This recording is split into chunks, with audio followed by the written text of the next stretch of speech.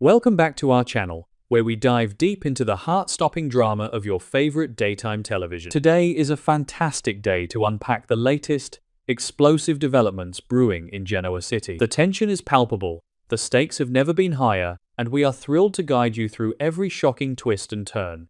Let us jump right into the unraveling chaos. The air in Genoa City is thick with an unsettling anticipation as the Friday, August 7th episode approaches, bringing with it a collision course of fractured minds and dark histories. Mariah Copeland has just been released from a rigorous stint in a mental health facility, a necessary isolation following a devastating series of impulsive behaviors that culminated in the traumatic kidnapping of baby Dominic. Stepping back into the bustling, unforgiving reality of the outside world, Mariah carries the immense, suffocating weight of her own psychological fragility. Every glance from a passerby feels like a silent indictment, and every quiet moment is filled with the deafening echoes of her past mistakes. She is a woman desperately searching for a tether to reality, yearning for validation that she is not fundamentally broken or permanently damaged by her own mind. This profound vulnerability makes her return to society incredibly precarious, setting the stage for a narrative deeply entrenched in the complexities of redemption, overwhelming guilt, and the terrifying possibility that some psychological fractures can never truly be healed. Looming over Mariah's fragile reintegration is the dark, oppressive shadow of Matt Clark, a man whose very name evokes visceral terror within the Newman and Rosales families. Matt is not merely a resident of Genoa City, he is a walking manifestation of historical trauma, a predator who has systematically inflicted unimaginable pain upon those Mariah holds most dear. The scars he left on her mother, Sharon Newman, are deep, jagged, and eternally tender, having shaped the very foundation of their family's defensive posture against the world. Mariah has grown up absorbing the horror stories of Matt's atrocities, internalizing the image of a ruthless, calculating monster entirely devoid of human empathy. For years, the narrative surrounding Matt has been entirely black and white, painting him as the ultimate antagonist in the ongoing saga of her mother's suffering. The protective instincts that Mariah harbors for Sharon are fierce and unwavering, creating a rigid psychological barrier designed to repel any trace of Matt Clark's existence. Yet, the universe has a cruel sense of irony, orchestrating an inevitable, magnetic convergence between the traumatized daughter and the architect of her family's darkest nightmares. The impending encounter between Mariah and Matt is fraught with a suffocating, almost cinematic tension that threatens to break the fragile peace of the city.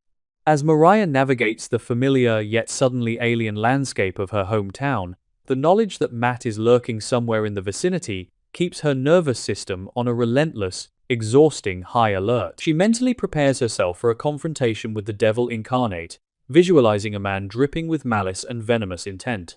Every scenario playing out in her mind ends in a defensive, explosive clash, a righteous defense of her mother's honor against an unrepentant sociopath who refuses to stay buried in the past. She arms herself with a heavy shield of righteous indignation, ready to unleash the full force of her protective fury the moment he crosses her path. However, the reality of trauma and human nature is rarely so straightforward, and the universe is preparing to pull the rug out from under Mariah's carefully constructed defenses, forcing her to confront a psychological paradox that her fragile mind is currently ill-equipped to handle. When the fateful meeting finally occurs, the sheer dissonance between Mariah's terrifying expectations and the reality standing before her is intensely disorienting. Instead of the menacing, predatory monster she had braced herself to fight, Mariah is confronted with a man who appears remarkably, almost disturbingly, ordinary. Matt Clark does not bare his teeth or radiate malevolence. Rather, he presents an eccentric, oddly subdued demeanor that completely short-circuits Mariah's defensive protocols. There is a strange, self-deprecating humor in his tone, a flicker of something resembling genuine regret in his eyes that she cannot immediately dismiss as an act. He speaks not with the arrogance of a conqueror, but with the quiet hesitation of a man carrying his own heavy, inescapable burdens. This unexpected presentation throws Mariah into a state of profound psychological whiplash. She searches his face for the monster her mother described in hushed, terrified whispers, but finds only a complex, seemingly vulnerable human being, leaving her utterly bewildered and dangerously intrigued by this sudden shift in his persona. This jarring realization triggers a massive, turbulent internal conflict within Mariah, acting as a dangerous psychological mirror to her own recent, harrowing struggles. Having just emerged from the sterile, judgmental walls of a psychiatric institution, Mariah is intimately acquainted with the agonizing journey of rehabilitation and the desperate fight to prove one's sanity. She knows the desperate, clawing need to be seen as more than the sum of her absolute worst mistakes and most impulsive crimes. When she looks at this newly subdued, seemingly reformed Matt Clark, a treacherous subconscious connection is forged in the deepest, most vulnerable parts of her mind. Her desperate desire to believe in her own capacity for redemption bleeds into her perception of him, clouding her usually sharp judgment. If a man with a history as dark, violent, and unforgivable as Matt's can genuinely change his fundamental nature, then surely there is hope for her own fractured soul. By validating his transformation, Mariah is indirectly validating her own right to a second chance, creating a highly toxic, codependent psychological loop that entirely blinds her to the inherent, lethal dangers of the situation. Yet, this burgeoning empathy for Matt is immediately combated by a crushing, suffocating wave of guilt regarding her mother's enduring trauma. Sharon's pain is not an abstract concept to Mariah. It is a living, breathing entity that has shaped the very foundation of their family dynamic and dictated their fiercely protective boundaries. Mariah feels a sickening twist in her stomach as she realizes she is humanizing the man who terrorized the woman she loves most in the world. The conflicting loyalties tear at her sanity, threatening to undo all the progress she made during her hospitalization.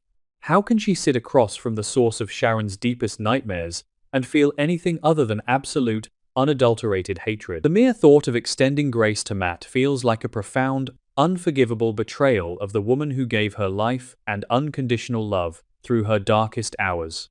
This internal tug-of-war leaves Mariah emotionally paralyzed, caught violently between the rational, familial demand to hate him and the irrational psychological compulsion to understand him.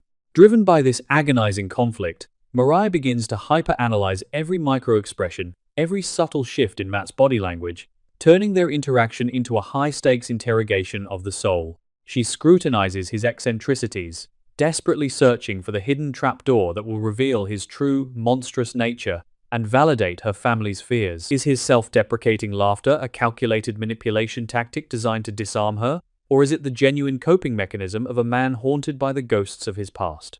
Is the softness in his gaze a masterclass in deception honed over years of criminality, or the raw vulnerability of a broken soul seeking absolution from the universe? The tension in the air is thick enough to cut with a knife, as Mariah plays a dangerous game of psychological chess with a man who has historically proven to be a grandmaster of manipulation and deceit.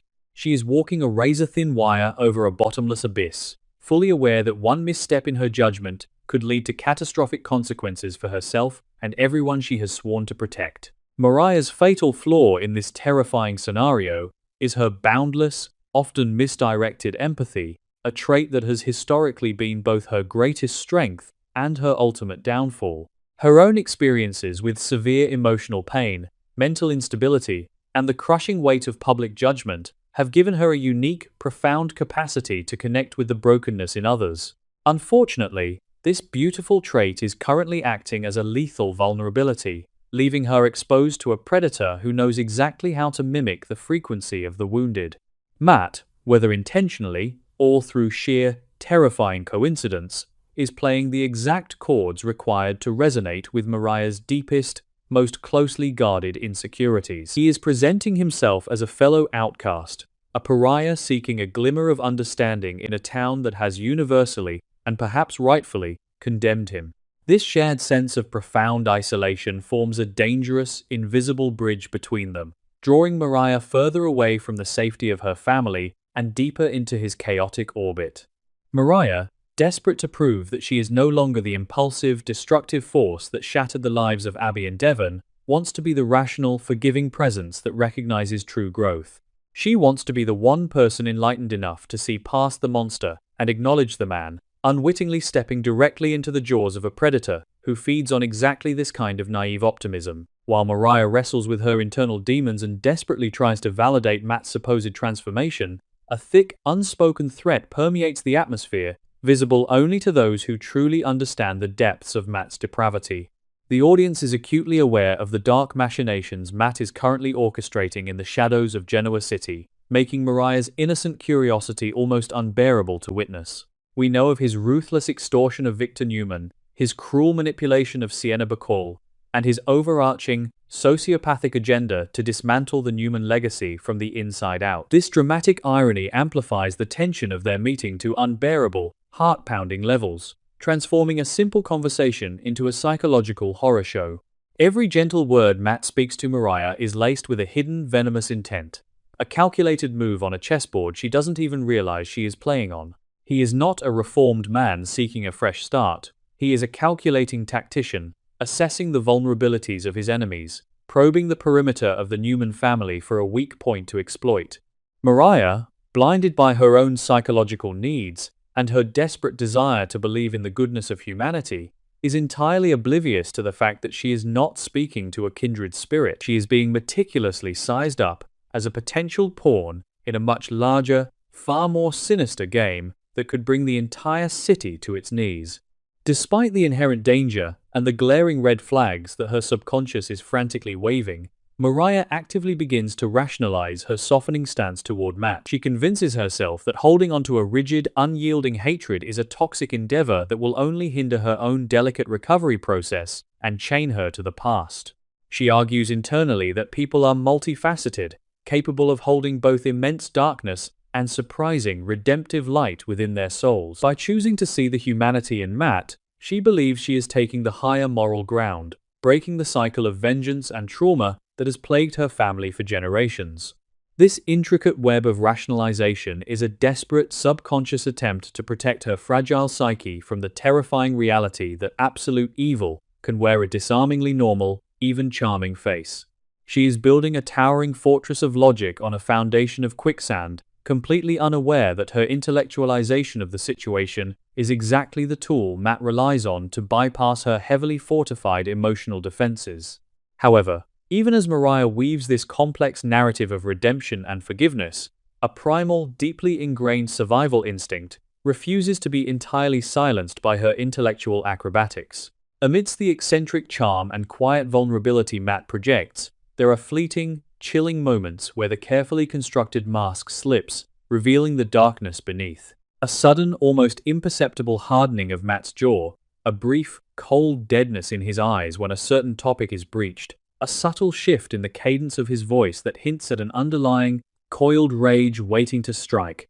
These microscopic anomalies send violent, uncontrollable shivers down Mariah's spine, momentarily shattering the illusion of the reformed outcast and reminding her of the monster her mother warned her about. Her intuition, sharpened by years of navigating the treacherous, backstabbing waters of Genoa City, screams at her to run, to sever this connection immediately before it takes root in her life. The internal battle between her desperate optimism and her primal fear creates a suffocating atmosphere of dread, as she realizes that dancing with this particular wolf could cost her her very soul. The implications of Mariah's shifting perspective are nothing short of apocalyptic for her familial relationships, threatening to ignite a civil war within her own home.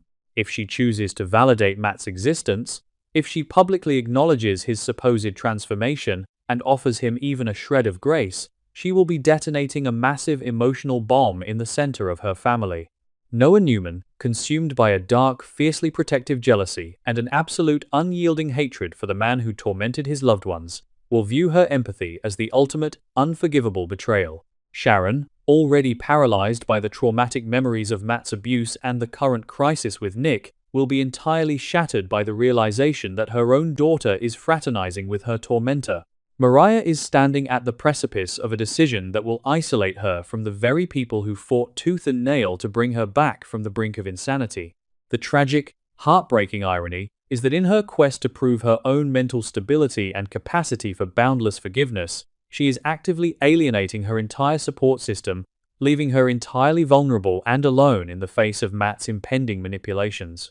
As the intense, emotionally exhausting meeting draws to a close, the true horror of the situation begins to solidify, casting a long, dark shadow over Mariah's future. Matt has successfully breached Mariah's initial defenses, planting an insidious, deeply rooted seed of doubt and misplaced empathy within her fractured mind. But this was never merely a casual encounter or a genuine plea for understanding. It was the meticulously calculated opening move in a devastating psychological siege designed to break the Newman family apart. Just as Mariah begins to believe she has safely navigated the treacherous waters of their first meeting, the atmosphere shifts from subtly tense to overtly, paralyzingly terrifying. Matt, recognizing with predatory precision that he has hooked his prey, prepares to unleash the ultimate, devastating weapon he has been holding in reserve. He hints at a dark, deeply buried secret, a revelation that threatens to rewrite the foundational tragedy of the Newman family and shatter Mariah's world entirely. The shadow of Cassie Newman suddenly looms large over the conversation, and the promise of a tarnished bracelet and a hidden, explosive truth hangs in the air like a guillotine waiting to drop. Mariah has walked blindly, willingly into a masterfully crafted trap, and as the horrifying realization dawns that this supposedly reformed man is holding the absolute key to her family's destruction, viewers are left breathless, agonizing over the catastrophic, unavoidable fallout that is destined to follow.